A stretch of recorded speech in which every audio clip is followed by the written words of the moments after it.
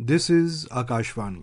In the weekly program Current Affairs, now we bring you a discussion on advisory for OTT platforms ensuring responsible streaming. The participants are Gautam Chintamani, film critic, and Ashish Kumar Pandey, advocate Supreme Court. The moderator is Niharika Bhuwania. Good evening and welcome to Current Affairs. This evening, we apprise you of the latest developments as regards a content advisory issued to OTT platforms by the Ministry of Information and Broadcasting, which comes after much public debate and references received from honourable members of the Parliament and various statutory organisations as well. I'm Niharika Bhuwania, your moderator, and first and foremost, let me welcome our guests for today, Supreme Court Advocate Ashish Kumar Pandey and historian and film critic Gautam Chintamani. Good evening and thank you so much for joining us on Current Affairs today. Good evening, Niharika, and good evening to all the listeners.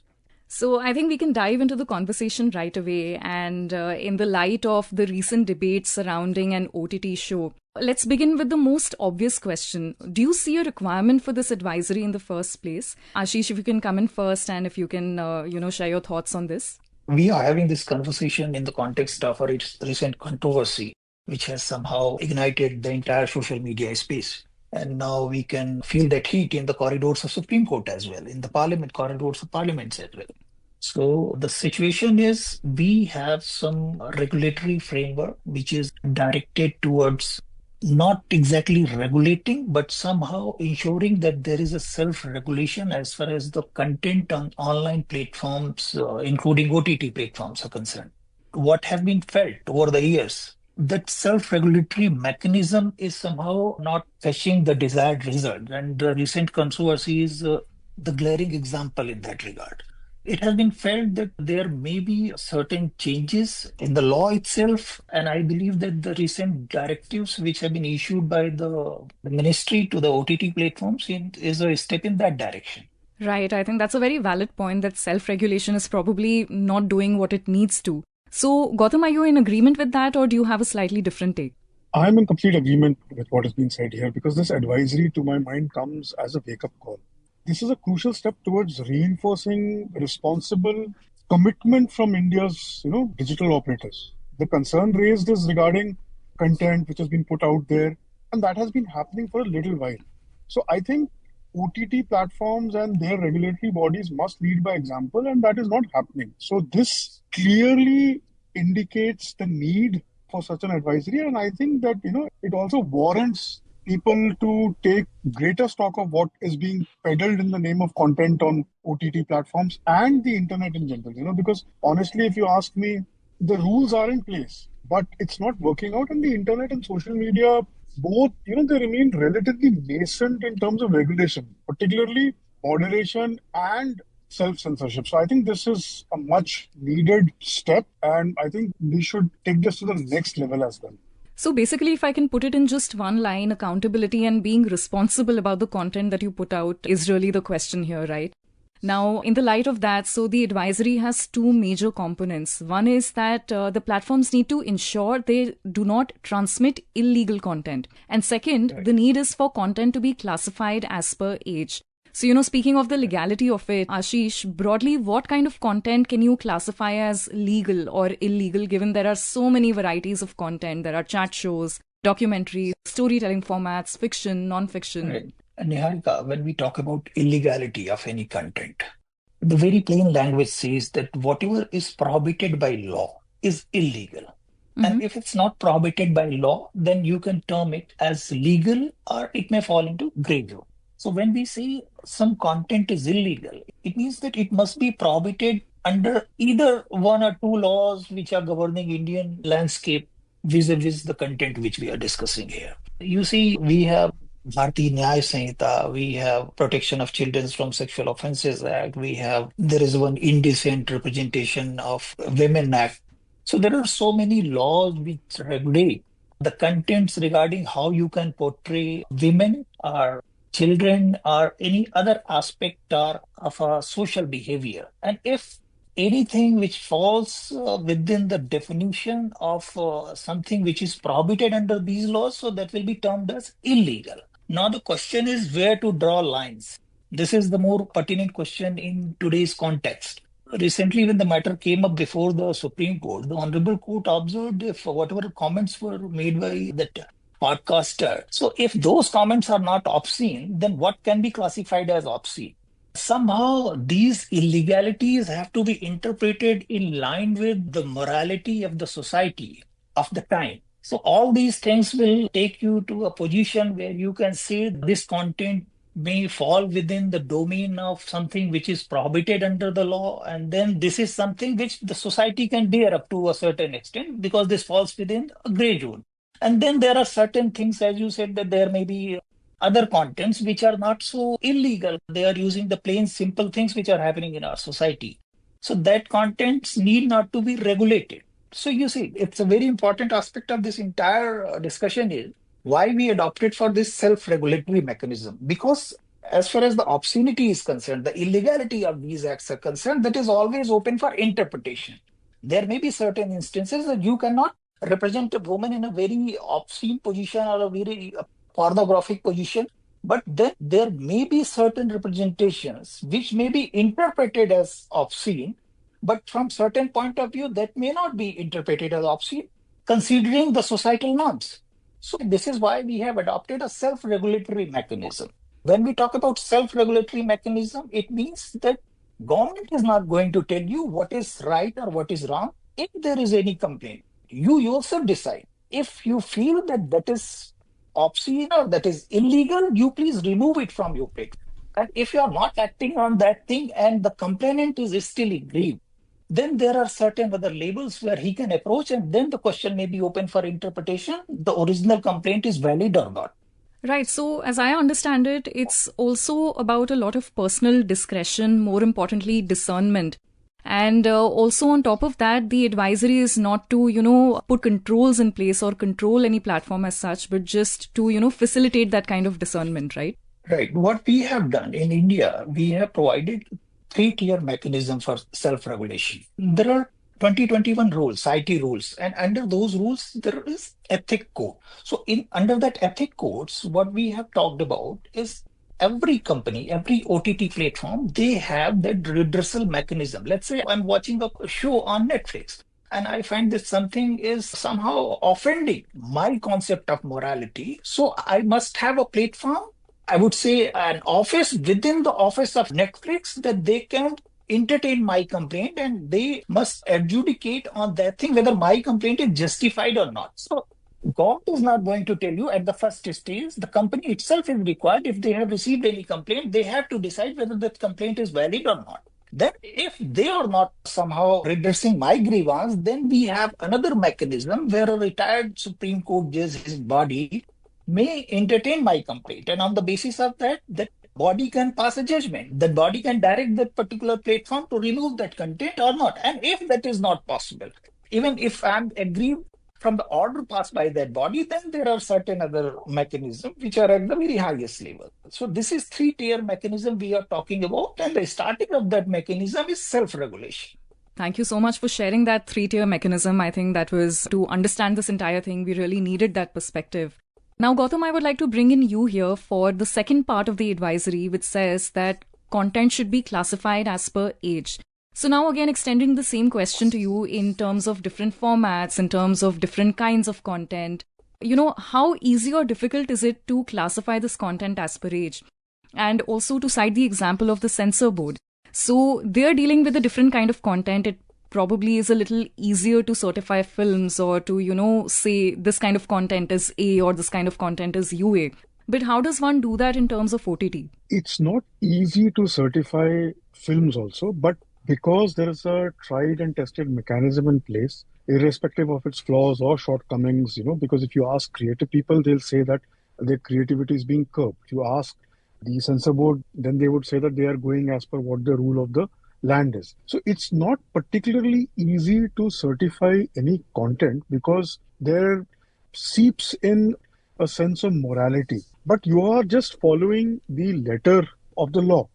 In that aspect, I think self-regulation will play a very big role when it comes to OTT, because the whole idea of OTT is that you don't need to censor anything. You don't need to certify anything as of right now. That is the reason why we see a lot of content which can be problematic, troublesome, right on the face of it, passes off in the name of creativity. Take a recent example. Today, if you were to make a period drama, a film set in a time where cigarette smoking or the horrors of tobacco were not as openly known as they are today. If you were to make a period drama or in 2025 cinema format, you may not be able to show what is the reality of that. And then the censor board will be challenged by the creative person by saying, but this is what the reality of that time was. So there is a very fine line where at the end of the day, the responsibility of the person who's consuming this material and the responsibility of the person who's producing this content comes at fore. And I think the whole issue which has been raked up now, which has led to this advisory coming out, had there been, I won't even say a more robust, a regular self-regulation in place, then the kind of people involved in that comedy show or whatever you may want to call it speaks volumes about the fact that you feel that this content will not be seen by your core audience because you're not on television, you're not in cinema, you're not in, on a platform where your parents or your people known to you will see this content. You behave in a very different manner, but you're still the same person. So in that aspect, if you ask me, when it comes to certification and when it comes to OTT and how do we certify content or how do we make sure that certain content is not being consumed by a demography which is not meant to consume that, that will become very difficult because you cannot stop this monster known as OTT or social media or internet. In fact, we are quite late in putting out kind of framework that regulates it. If you start today, it's much better than starting tomorrow. So it will be very difficult, but I don't think it's impossible if the sense of self-regulation comes into effect. And that is only going to come into effect if your regulatory bodies or if your law is strong enough when it comes to repercussions for breaking the law. That is the biggest problem. We can make as many laws as we want, but if the people are not willing to follow it, then you can't do anything about it. For example, we have seen so many times when we go to see a film which is certified adults only, you have children coming in with their parents, and parents are fighting with the cinema hall people that, where are we going to leave our children? It's a collective responsibility. And all, again, I go back to the same point, it starts at the idea of self regulation. And you only need to have laws which have some kind of reprimand for serial people who break these rules serially. I think that's a great observation, actually, how audience behavior changes with the medium that you're on. So be it a cinema hall or be it the television in your drawing room or, in this case, OTT screens, which I think are also highly personalized, right? So you would be using a device like a mobile or a laptop, which you would probably be using in isolation as compared to the others. But then, talking about self-regulation, again, it's a collective responsibility. So is it mandated by every OTT platform to have a self-regulatory body? And if yes, then what's the composition of these bodies like? I'd like a comment from both of you on this. So Ashish, if you could go first, and then Gautam, we'll hear it from you. As the law is concerned, it's very clear. Any OTT platform, other platforms like YouTube or other media platforms, they are required to have grievance redressal mechanism within their company.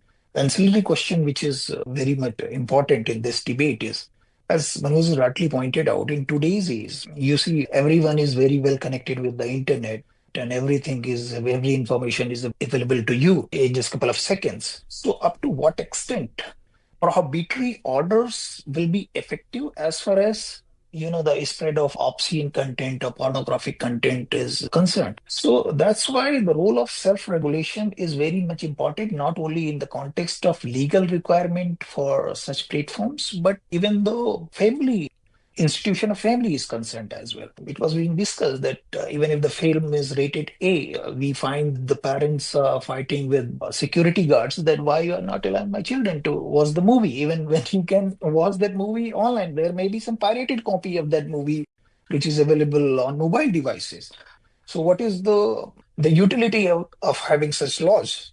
At the end of the day, you see, the responsibility of the government is to fulfill its constitutional mandates, to fulfill its other obligations, legal obligations. So just because of the fact that certain content may be available even otherwise, irrespective of whether there is any regulation or not, that does not mean that the government should not provide a very comprehensive legal checks and balances to somehow curb the spread of such content. Now, you see, what is happening in today's is we have dark web, we have certain websites, we have VPNs. So there are n number of ways to bypass those somehow the hurdles which may be created towards the consuming of such content. But at the end of the day, we need those laws where we can somehow check the at least the commercial aspect of such activities. You know, why this obscene content is being spread so fast and it has become the topic of hot debate because the human nature works in such a way that whatever is negative or because of the psychological factor, because of the other factors, these contents they somehow attract the young mind very easily. And when we start commercializing on those things, then it becomes problematic because that spreads like a wildfire. So that's why the laws are very important, and we need to have a very robust legal framework to curb all these things. Understood. And Gautam, what would your take be on this? See, I think it's not like it's one-sided. The advisory actually emphasizes proactive content moderation to avoid censorship, I mean, in many ways. So it's not like you're curbing somebody's creativity or you're not allowing people to access information. And like my fellow panelists just said, that there is so much out there that you don't even know where it ends. So how will you control it? What is going to be at the end of the day if people end up going up in arms saying that this is something that they want in terms of content? Because the producers will always tell you that the backlash is not that bad. The feedback is very good. People are consuming this. That is why we are making it. But at the end of the day, people also are limited for choice when it comes to content. The internet may have opened up the entire world in more ways than imaginable. But at the end of the day, there is only a certain number of amount that people can consume. And the faster or the quicker it reaches you in terms of popularity makes all the difference. So I think somewhere we keep coming back to the same argument that yes, at the end of the day, if there is a consumer, there will always be a product to fill that market need.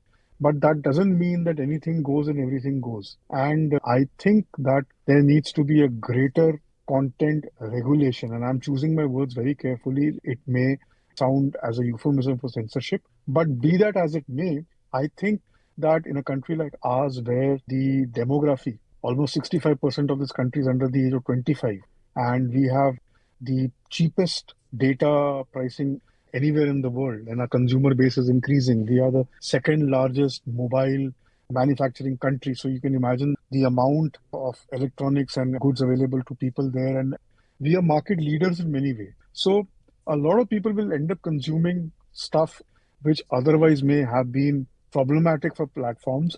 And over a period of time, it may gain some sort of acceptance. So I think stricter action needs to be taken to people who break these laws, who, the laws are very clear. Like Ashish was mentioning a while ago, that what do you constitute as illegal? Anything which is not allowed by the government of India or the laws of the land is illegal. But open the internet today and you have so much of access. And you will always be fighting a bigger evil. In a country like India, where the updating of the Cinematograph Act had so many hurdles and roadblocks and obstacles, and not unwarranted, some of them are actually needed. But the longer you take to frame these laws, because you want to keep everybody happy and you want to come across as a just body, which is actually the case in many instances, the internet and the world changes. So you have to keep up with a monster which is very fast, very quick. Tomorrow, if somebody, one of these people that we find offensive, starts a channel which is a subscriber only channel, and they put into place where the content will come directly to you, it will not be on YouTube, what will you do? So you have made it very clear that self-regulation, self-censorship is something that you put greater emphasis on. And if that code is broken, then there has to be some kind of a reprimand. In fact, that brings me to two very important points. So first up, what are obscenity laws like worldwide? So let's talk about countries like Europe, US or Australia, where the population is vastly different. And second, I feel that parents will play a greater role in this case, since we've been talking about self-regulation and self-discretion. So Ashish, would you like to talk to us about worldwide laws, and also how are OTT platforms governed outside of India? Laws are nothing but just codification of logic. And the logic is defined by the societal norms which are prevalent during the time. So when we talk about Indian laws and when we talk about Western law. So there is a difference in the sense of the concept of morality or the societal norms are very different from the Western countries and the India. Now, in the era of globalization, obviously the lines are blurring. So whatever is available in US, even if it's blocked, can be consumed here in India using VPN. And whatever is available in India can be through social media platforms, can be accessed when you are in States, US or Europe, wherever, whichever part of the world is. If you see US laws, the states laws, they are very much flexible vis-a-vis these obscenity and other aspects are concerned. But there are certain aspects which are prohibited across the world, and those certain aspects are being regulated by, I mean, the global bodies like you and all. Especially, I would like to talk about there are childrens which are being put to sexual abuse. And those kind of content are illegals, even we talk about India, Europe, or US, irrespective of the jurisdiction. But there are certain things like whatever discussed during that comedy show, which is the context of today's debate, may be illegal in India because of certain sections of Bharatiya Nyaya Sanhita, IT Act. But then it may be not illegal because there is a flexibility in US to say those words and not to be violating any law. That's why we have the entire social media space has been divided into two different zones. One is talking about although what he said is somehow cannot be accepted in Indian context because what he talked about was something very personal, fundamental relationship which is existent in our family. But at the end of the day, this regulation, this directive, or any somehow we are talking about modifying or implementing additional legal framework in India. These legal frameworks should not be used to curb the freedom of expression, which is the main concern. I don't think that whatever was joked about on that YouTube show can be said that it was not obscene or illegal. But now the question is how to proceed from here.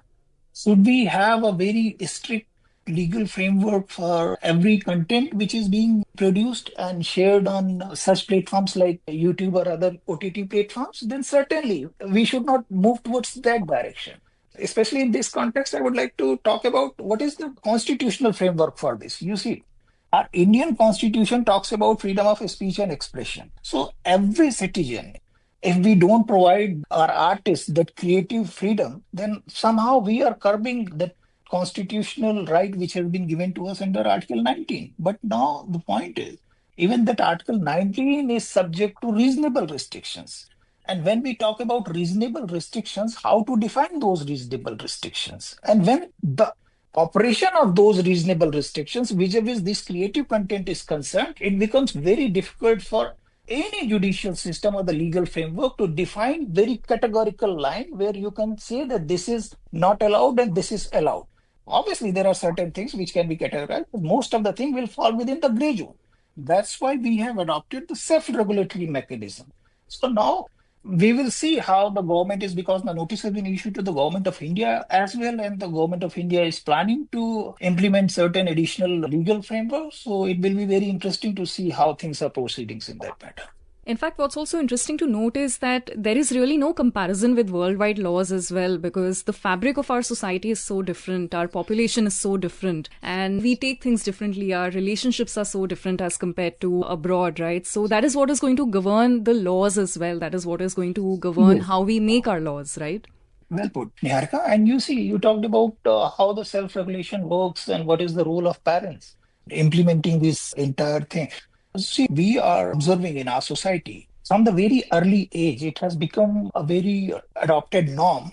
Mobile phones have become a tool wherein our parents are somehow, they have found that this is a way to somehow satisfy the maybe other needs of that particular kid. You give them those kids mobile phones and they are watching reels again and again, and somehow parents are free to do whatever they want to do in their life. So this opens them to world of internet. And there is no check as far as what content is being used by those kids on mobile devices. So the very first thing which is required to be done is somehow this platform, I would like to suggest that instead of having YouTube normal, there is a YouTube Kid app, and then there are other restrictions. I mean, let's talk about Netflix. Let's talk about the little older kids. Then even in such platforms, there are settings which allow you to somehow restrict the access of A certified contents. And even if you see that this advisory which has been issued by it talks about classification of in accordance with the age-based criteria. So if a parent has somehow enabled that setting in that OTT platform, so their kids may not be in the position to access that content. So these kind of self-regulatory mechanisms have been evolved under our legal framework, and until unless there is a participation from parents' side, it becomes very difficult to actually implement these laws on ground. Niharika. In fact, I'm so glad you brought in the role that parents play in this entire scenario, as also thank you for mentioning YouTube. Now, Gautam, I would like to come to you here. YouTube as a platform is quite interesting, and why I say that is because it is governed by both the Ministry of Information Technology and Ministry of Information and Broadcasting, right? And there is also difference in the way content is considered here. So in certain cases, for example, if I'm a makeup artist and I upload a tutorial, YouTube is considered as a social media intermediary, simply. And age classifications will not apply here. But for example, if I'm watching a movie on YouTube, in that case, it becomes a streaming platform. And here is where age classifications or age regulations will apply. So, what is my responsibility as a platform to ensure that I can be profitable, I can distribute content also, and yet fulfill my responsibility of distributing that content, in a responsible manner? When you talk about YouTube, I think we have to start by making a few things clear to ourselves that platforms, be it streaming or OTT, or in this case that you mentioned, YouTube, which strangely falls into multiple categories, they will always make money. They are going to fulfill certain checkboxes and then they are going to make money. The problem is not whether they fulfill the checkboxes or not. The problem is how do you define the content here? Like I was just hearing about how Indian ethos can be different when it comes to what is obscene or what is not right, because our family system is different, our relationship system is different. All that is fine. But, it's very interesting that while countries like the United States may be a little more liberal when it comes to, defining what is moralistic to be censored, they can be a little more nuanced. But there is something called the Miller test, which the state of California had. If I remember, there was a case in 1970s where there is a 3-step test to ascertain whether some content is offensive or not, and largely about obscenity. So it says that is it serving the interest of people and does it depict sexual conduct in an offensive way? Now, what is also interesting for a country like United States is that pornography is legal there. Obscenity is not. So I think the reason for all this argument or debate that we are having, this advisory, comes because of very solid need. So I think most platforms are fulfilling the laws and the norms. That's why they are functioning, because it's very easy to, put a restriction or put a ban on a channel for a day. I mean, you black out YouTube for a day or you black out Netflix for a day as a reprimand, and a very strong message goes. Well, there's still lots left to talk about in this debate, but I'm afraid there's no time left. So thank you so much for joining us this evening on Current Affairs, and it was a pleasure being in conversation. You were listening to a discussion on advisory for OTT platforms ensuring responsible streaming. The participants were Gautam Chintamani, film critic, and Ashish Kumar Pandey, advocate, Supreme Court. The moderator was Niharika Bhuwania. This program was produced and presented by the News Services Division of Akashvani. You can listen to it on our mobile app, News on AIR. This program is also available on our YouTube channel, News on AIR Official. You may share your feedback about this program through email at airnsdtalks@gmail.com or WhatsApp on 9289 094044.